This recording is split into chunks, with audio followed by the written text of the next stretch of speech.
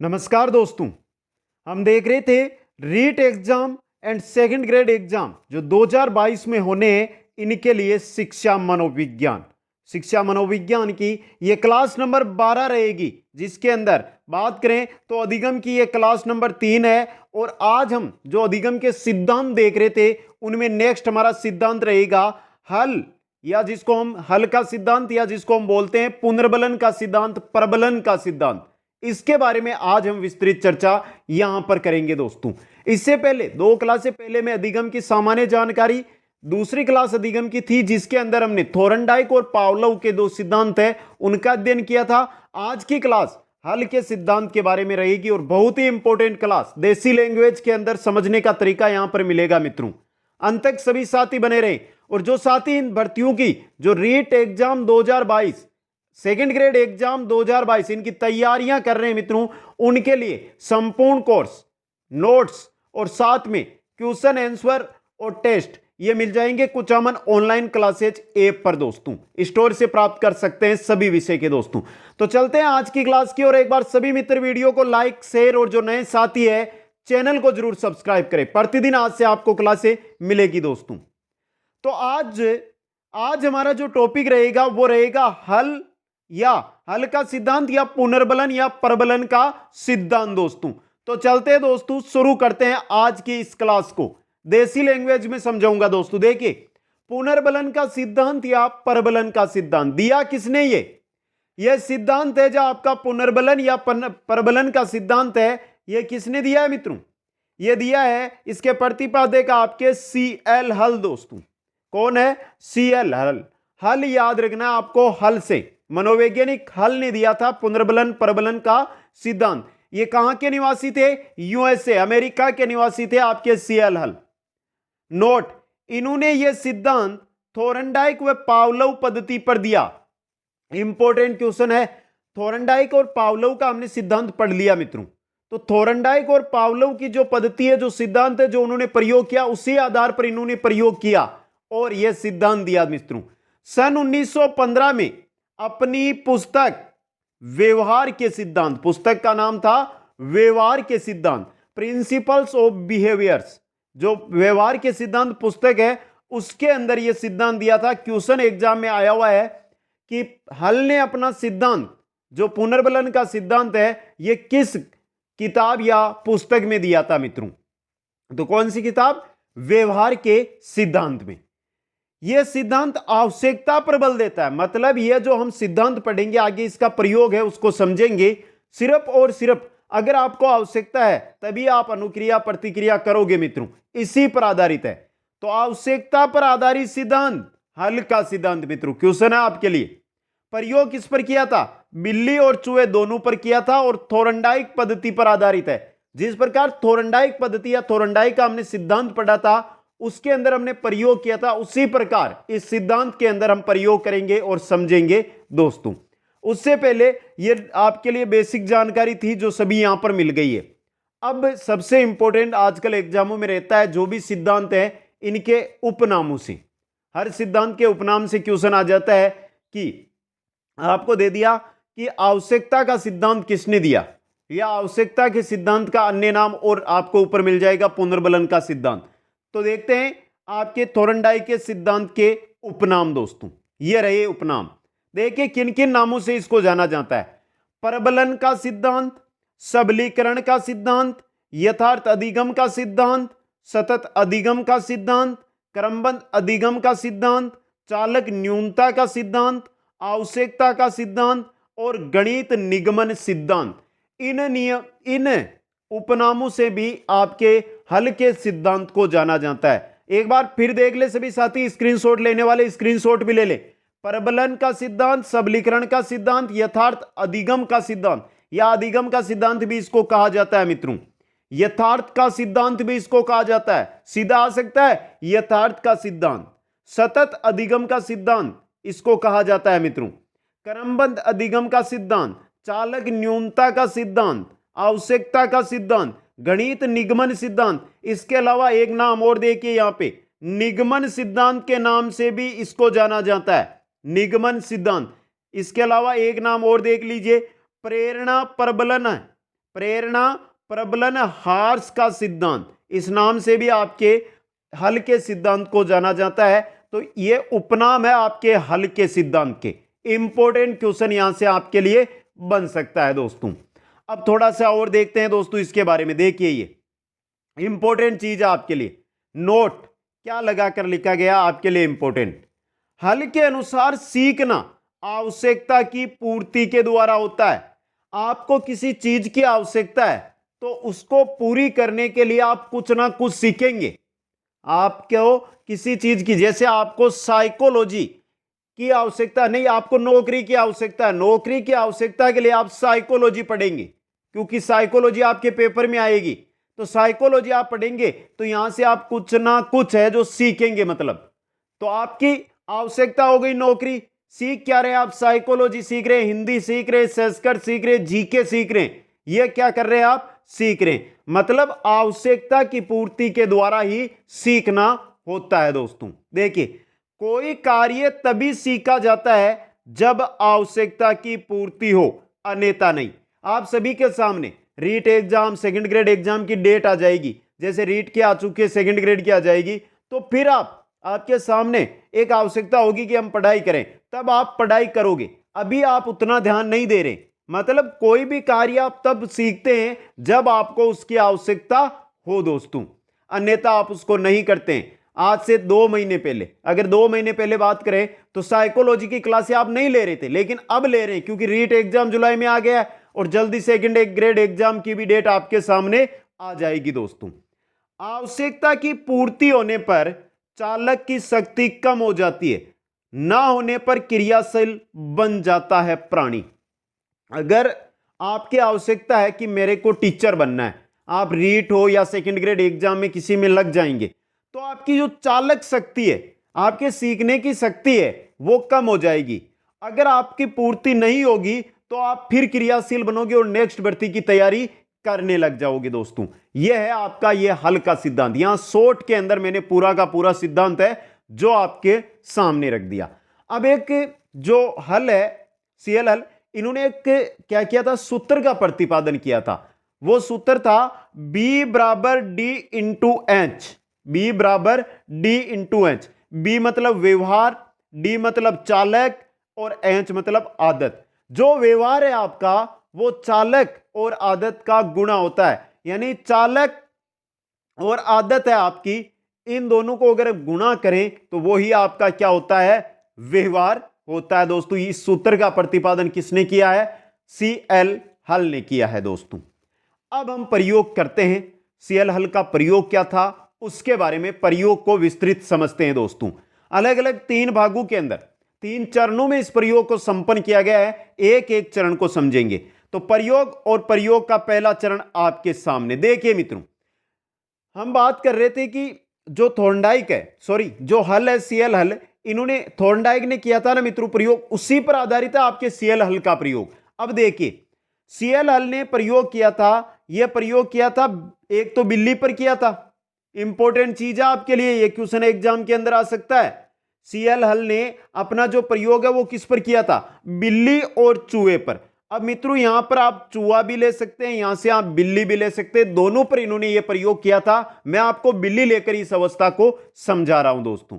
तो देखिए पहली बार बिल्ली को भूखी अवस्था में बॉक्स में बंद किया और बाहर की तरफ मछली का टुकड़ा उद्दीपक के रूप में रखा, तब बिल्ली ने प्रयास करते हुए दरवाजा खोलना सीखा। जैसे हमने थॉर्नडाइक का सिद्धांत पढ़ा था कि बिल्ली को एक पारदर्शी कमरे के अंदर या बॉक्स के अंदर बंद कर दिया था। यह आपका बॉक्स है, इस बॉक्स के अंदर बिल्ली को कर दिया है बंद। यह देखिए यह आपका बॉक्स है, यह पारदर्शी है मित्रों, यह पारदर्शी बॉक्स है आपका। यह क्या है? पारदर्शी बॉक्स है। अब इसके अंदर यह आपकी बिल्ली बैठी है अंदर। अब क्या किया? यह चूहा बैठा, यहां पर उन्होंने क्या कहा? मांस का टुकड़ा रखा और इसके अंदर एक दरवाजा लगा हुआ था। दरवाजा है उसका कनेक्शन एक लीवर से लगा हुआ था, लीवर था अंदर लगा हुआ। तो बिल्ली क्या करेगी? जैसे ही उसको भूख लगी थी, मांस का टुकड़ा दिखाई देगा, वो उसको प्राप्त करने के लिए उछलेगी, कूदेगी। तो एक ऐसा समय आएगा कि जो पैर है उसका लीवर पर लगेगा, लीवर लगते ही उसका दरवाजा है वो खुल जाएगा। यह है पहला प्रयोग, और खुलते ही वो क्या कर लेगी, अपना भोजन ग्रहण कर लेगी।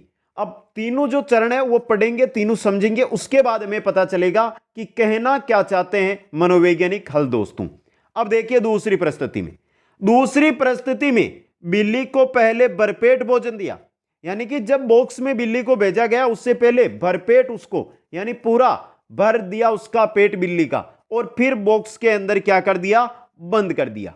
आगे देखिए, बाहर की तरफ मछली का टुकड़ा उद्दीपक के रूप में रखा, फिर क्या किया, पहले तो क्या थी, भूखी थी तो उछल कूद करेगी। अब मित्रों ये बताओ मेरे को, आपको अभी आवश्यकता है नौकरी की, टीचर बनने की, तो आप उछल कूद कर रहे हैं, उसके लिए तैयारियां कर रहे हैं मित्रों। जिस प्रकार बिल्ली उछल कूद कर रही थी मांस के लिए, उसी प्रकार नौकरी के लिए आप क्या कर रहे हैं, तैयारी कर रहे हैं।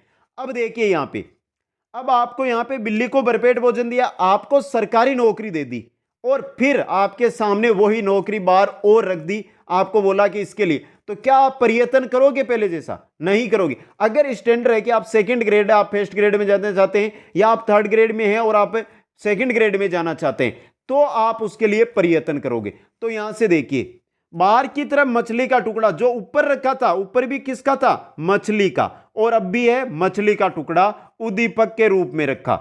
इस बार बिल्ली ने बाहर आने का अधिक प्रयास नहीं किया, क्योंकि पेट भरा हुआ था, नौकरी उसके प्राप्त है। अगर आपको नौकरी प्राप्त है और वही नौकरी बाहर रखी हुई है कि आइए और प्राप्त कीजिए, तो आप तैयारी करेंगे? नहीं करेंगे।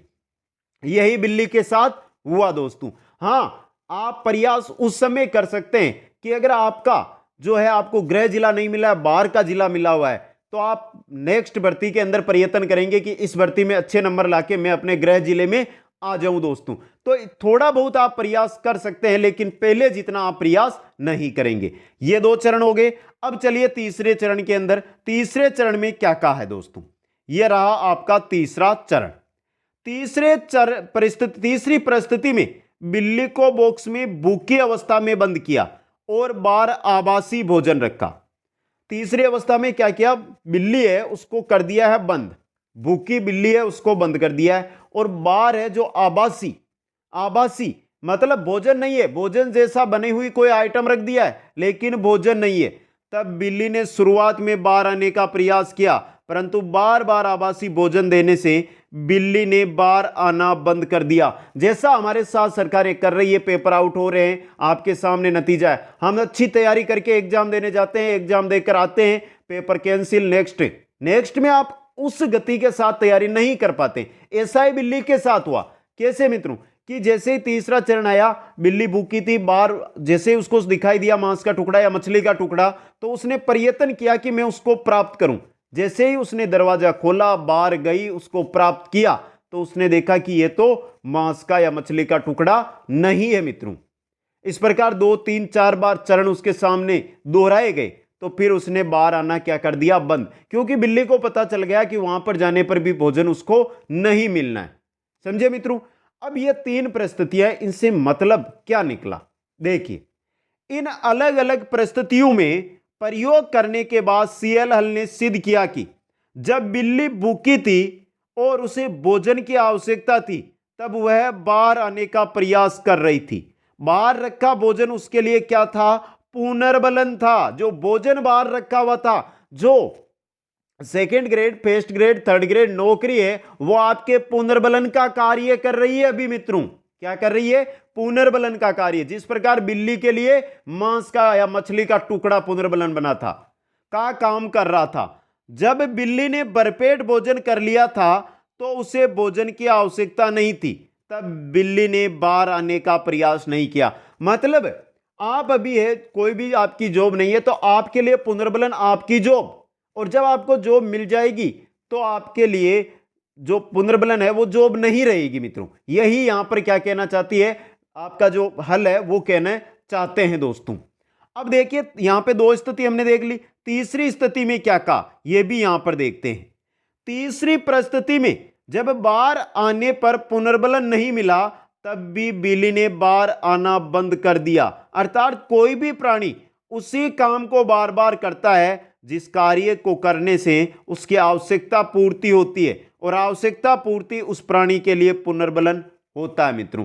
अगर आप कोई कार्य कर रहे हैं, तीसरी स्थिति के अंदर बिल्ली भूखी थी, वो बाहर गई, उसको भोजन नहीं मिला, बार बार ये प्रक्रिया उसके साथ हुई तो उसने बाहर आना ही बंद कर दिया। कहना क्या है कि अगर आप कोई कार्य कर रहे हो और उससे आपकी आवश्यकता पूर्ति नहीं हो रही है तो आप क्या करोगे, धीरे धीरे उस कार्य को करना बंद कर देंगे दोस्तों। तो यही कहना चाहते हैं सीएलएल कि कोई भी क्रिया हम करते हैं वो पुनर्बलन पर आधारित है, आवश्यकता पर हमारी आधारित होती है दोस्तों। तो यह था आपके सीएलएल का जो सिद्धांत है उसका प्रयोग, जिन्होंने बिल्ली और चूहे पर उन्होंने प्रयोग किया था दोस्तों।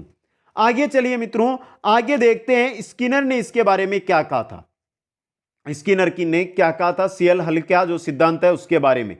स्किनर ने हल के इस सिद्धांत को अधिगम का सर्वश्रेष्ठ सिद्धांत बताया है। यह सिद्धांत है आपका जो प्रबलन या पुनर्बलन या आवश्यकता का जो सिद्धांत है, यह हल ने दिया था, लेकिन स्किनर ने कहा कि जो अधिगम के सिद्धांत हम पढ़ते हैं उनमें सबसे सर्वश्रेष्ठ जो सिद्धांत है वो हल का ही सिद्धांत है, क्योंकि यह आवश्यकता व प्रेरणा पर बल देता है, इसलिए शिक्षार्थी को प्रेरित करके ही सिखाया जाता है।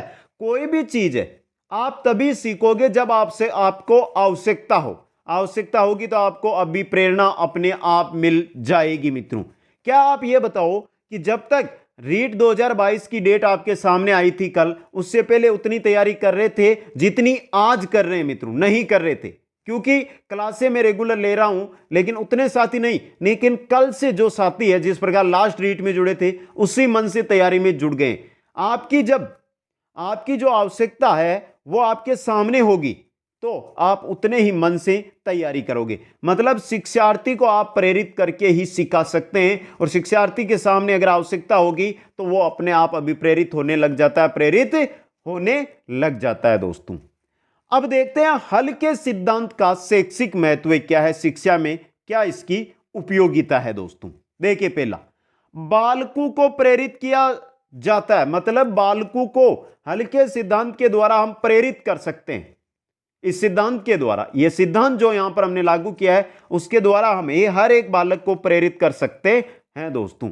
यह सिद्धांत पाठ्यक्रम बनाते समय विद्यार्थियों की आवश्यकता पर बल देता है। जब पाठ्यक्रम हमारी बनाई जाती है तो विद्यार्थियों की आवश्यकता क्या है, उस आवश्यकता की पूर्ति यही सिद्धांत करता है मित्रों। तीसरा देखिए, पुरस्कार व दंड की व्यवस्था। पुरस्कार की व्यवस्था किस प्रकार की जाए, दंड की व्यवस्था किस प्रकार किया जाए, वह प्रेरणा किस प्रकार मिलती है, यह सभी है जो आपके हल का सिद्धांत है उस पर आधारित है। यह सिद्धांत कक्षा में पढ़ाए जाने वाले प्रकरणों के उद्देश्य को स्पष्ट करने पर बल देता है। कक्षा में जो चीज हम पढ़ रहे हैं उसकी हमारे जीवन में क्या आवश्यकता है, इस चीज को यह सिद्धांत है जो स्पष्ट करता है दोस्तों। उद्देश्य व लक्ष्य स्पष्ट होते हैं। उद्देश्य और लक्ष्य एक ही बात है। जिस चीज की हमें आवश्यकता है, आपका उद्देश्य second grade, first grade, third grade teacher बनना उद्देश्य है आपका मित्रों।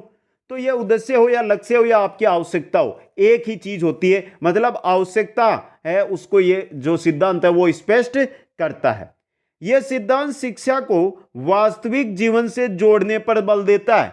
हम जो कुछ पढ़ रहे हैं उसका हमारे वास्तविक जीवन में क्या उस शिक्षा की हमारे वास्तविक जीवन में आवश्यकता है, क्या उसका हमारे वास्तविक जीवन में लक्ष्य है उस शिक्षा का, यह सभी है जो शिक्षा है उसको हमारे वास्तविक जीवन से जोड़ने पर आपका प्रबलन का सिद्धांत बल देता है दोस्तों। तो यह थी आपके प्रबलन का सिद्धांत या हल के सिद्धांत है उसके शिक्षा में उपयोगिता, शैक्षिक महत्व। तो बताइए ये क्लास जो अधिगम की क्लास नंबर 3 है आपकी, जिसके अंदर हल का सिद्धांत हमने पढ़ा है, कितना समझ में आया, कैसी लगी आपको ये क्लास?